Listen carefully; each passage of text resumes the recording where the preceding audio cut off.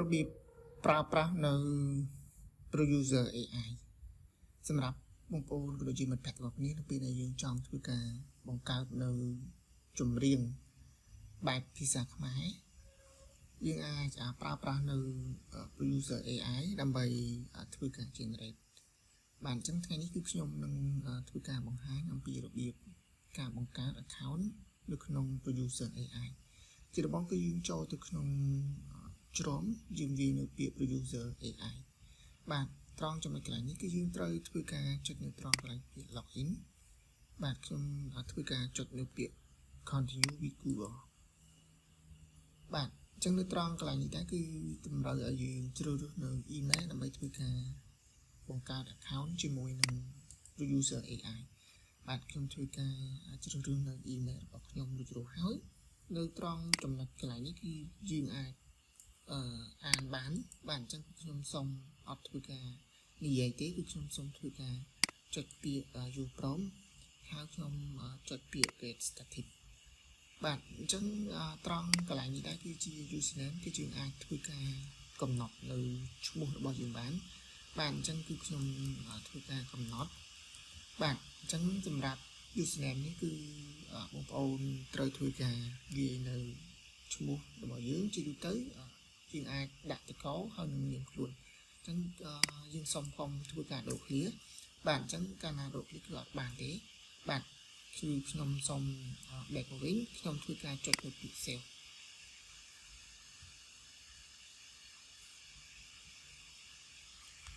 បាទអញ្ចឹងនៅត្រង់ចំណុចកន្លែងនេះគឺបានធ្វើការបង្កើតនៅ account រួចរាល់ហើយដែលមានឈ្មោះរបស់ខ្ញុំបាទអញ្ចឹងសម្រាប់ការប្រើប្រាស់នៅការ generate ចម្រៀងជាភាសាខ្មែរនេះគឺមានចំនួន credit គឺ free ដែរបាទអញ្ចឹងបើសិនជាករណីយើងប្រើប្រាស់អស់គឺយើងអាចប្រើប្រាស់ជាលក្ខណៈបងជាប្រាក់បាទអញ្ចឹងគឺខ្ញុំសូមបង្ហាញអំពីរបៀបការបង្កើតនៅចម្រៀងបាទអញ្ចឹងនៅត្រង់កន្លែងនេះវាមាន song playlist space music video project profile និង table បាទអញ្ចឹងដើម្បីធ្វើការបង្កើតនៅចម្រៀងគឺខ្ញុំត្រូវធ្វើការចុចនៅត្រង់កន្លែងពាក្យ new section បាទនៅត្រង់កន្លែងនេះas producer បាទគឺយើងអាចធ្វើការសរសេរនៅប្រភេទនៅចំណងជើងឬក៏សាច់ភ្លេងដើម្បីយើងឲ្យ producer AI ដើម្បីធ្វើការ generate នៅចម្រៀងជាភាសាខ្មែរឲ្យជាបានបាទអញ្ចឹងខ្ញុំសូមប្រើប្រាស់នៅ chat GPT ដើម្បី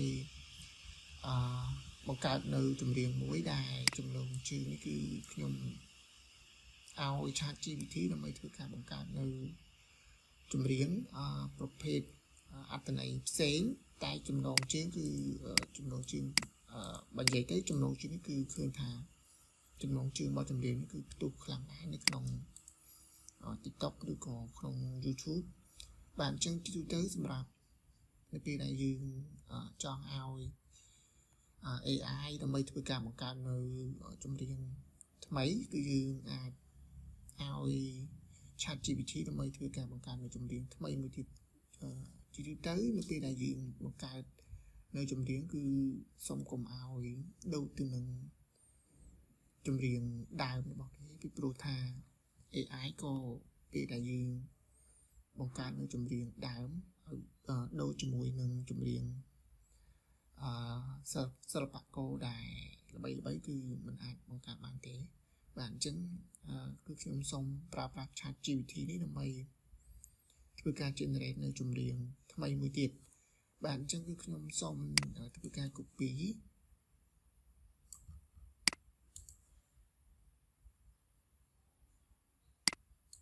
បាទខ្ញុំ copy ប៉ុណ្ណេះ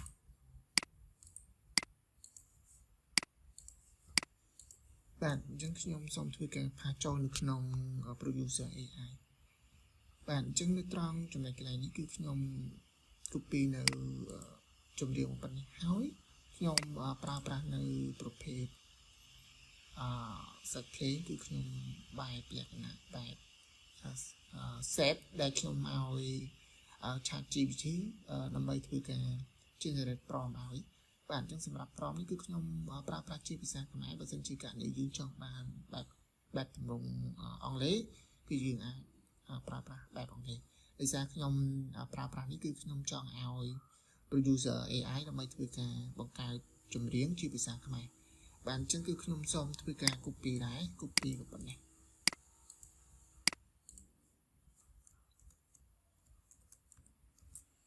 បាទអញ្ចឹងនៅត្រង់កន្លែងនេះគឺខ្ញុំបានធ្វើការ copy រួចរាល់ហើយជាងអាចធ្វើការចុចនៅត្រង់កន្លែងសញ្ញាប្រូន send ជា message នេះបាទអញ្ចឹងត្រង់ចំណុចកន្លែងនេះតើតើនឹង producer AI កំពុងតែធ្វើការបង្កើតនៅចម្រៀងជាភាសាខ្មែរឲ្យយើងបាទអញ្ចឹងសម្រាប់តើតើនឹងពេលវេលានៃការបង្កើតនេះគឺយើងត្រូវធ្វើការរងចាំតើតើនឹងការ generating នៅពេលដែលវាបាន 100% គឺយើងអាចធ្វើការ play នៅចម្រៀងជាភាសាខ្មែរបានតើ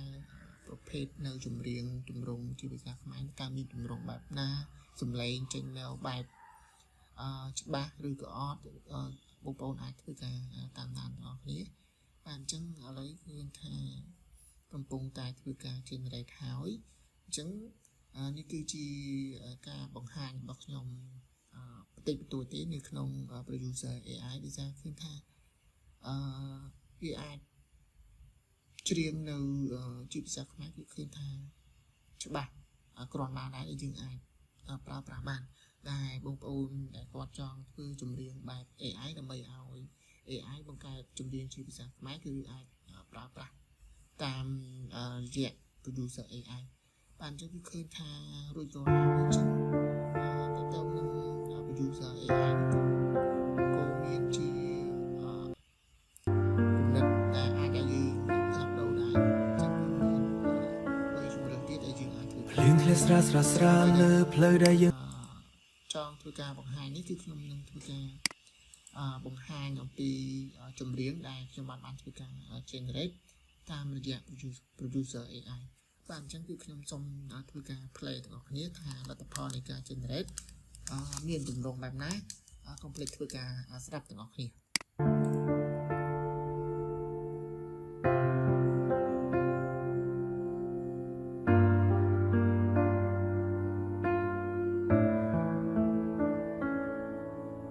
ភ្លៀងធ្លាក់ស្រាលលើផ្លូវដែលយើងធ្លាប់ដើរអារម្មណ៍បងនៅតែហៅឈ្មោះអូនរៀងរាល់យប់ពេលអូនញញឹមបេះដូងបងលោតលឿនមិនចង់ឲ្យពេលវេលាឆ្លងកាត់ទៅឆ្ងាយពាក្យឲ្យពេលវេលាឆ្លងកាត់ទៅឆ្ងាយលាក់ក្នុងចិត្តយូរហើយថ្ងៃនេះសូមប្រាប់អូនដោយមិនខ្លាចអ្វីបងដឹងអូនធ្លាប់ឈឺចាប់ធ្លាប់ជួបការបែកបាក់មកមុនតែសូមឲ្យបងជាមនុស្សម្នាក់ដែលអាចថែរក្សាបេះដូងអូនបាទអញ្ចឹងនេះគឺជាអ្វីដែលខ្ញុំបានធ្វើការ generate ចម្រៀងជាភាសាខ្មែរដើម្បីប្រើប្រាស់នៅក្នុង producer AI បាទអញ្ចឹងឃើញថាល្អដែរនៅពេលដែលយើងចង់ប្រើប្រាស់នៅ producer AI គឺបងប្អូនអាចធ្វើការតាមរយៈការបង្ហាញរបស់ខ្ញុំមួយនេះបាទអញ្ចឹងសម្រាប់ចម្រៀងនេះគឺយើងអាចធ្វើការ share ក៏ដូចជាការ download យកមកធ្វើការប្រើប្រាស់បានបាទអញ្ចឹងនៅត្រង់កន្លែងសញ្ញាត្រី3នេះយើងអាចធ្វើការចុចសញ្ញាត្រី3យើងជ្រើសរើសនៅពាក្យ download បាទអញ្ចឹងមានប្រភេទ file មាន MP3 មាន WAV និង M4A បាទអញ្ចឹងបើសិនជាករណីយើងស្រឡាញ់នៅទម្រង់ file មួយណាគឺយើងអាចធ្វើការ download បានបាទអញ្ចឹងគឺខ្ញុំសូមធ្វើការជ្រើសរើសនៅ MP3 បាទអញ្ចឹងគឺយើងត្រូវធ្វើការរងចាំដែរដោយសារតើតើនឹងការ download គឺតម្រូវឲ្យយើងរងចាំនៅពេលវេលាដើម្បីធ្វើការ download បាទឃើញថារួចរាល់ហើយបាទអញ្ចឹងបើសិនជាករណីយើងអាច share គឺយើងធ្វើការចុចនៅពាក្យ share link ឬក៏យើងអាចធ្វើការ download ជាវីដេអូបានដែរបាទអញ្ចឹងសម្រាប់វីដេអូរបស់ខ្ញុំថ្ងៃនេះគឺខ្ញុំធ្វើការបង្ហាញអំពីរបៀបការប្រើប្រាស់នៅ producer AI ដើម្បីធ្វើការបង្កើតនៅចម្រៀងជាភាសាខ្មែរដែលចម្រៀងជាភាសាខ្មែរនេះនៅក្នុង producer AI អាចធ្វើការ generate បាន2នាទីជាងដែរអញ្ចឹងគឺឃើញថាពិតជាល្អសម្រាប់អ្នកដែលចូលចិត្តបង្កើតចម្រៀងតាមរយៈ AI បាទអរគុណដល់បងប្អូនក៏ដូចជាមិត្តភក្តិទាំងអស់គ្នាដែលតែងតែចំណាយពេលវេលាដ៏មានតម្លៃក្នុងការទស្សនានៃវីដេអូរបស់ខ្ញុំបានតាំងពីដើមរហូតដល់ចប់ជួបគ្នានៅវីដេអូក្រោយ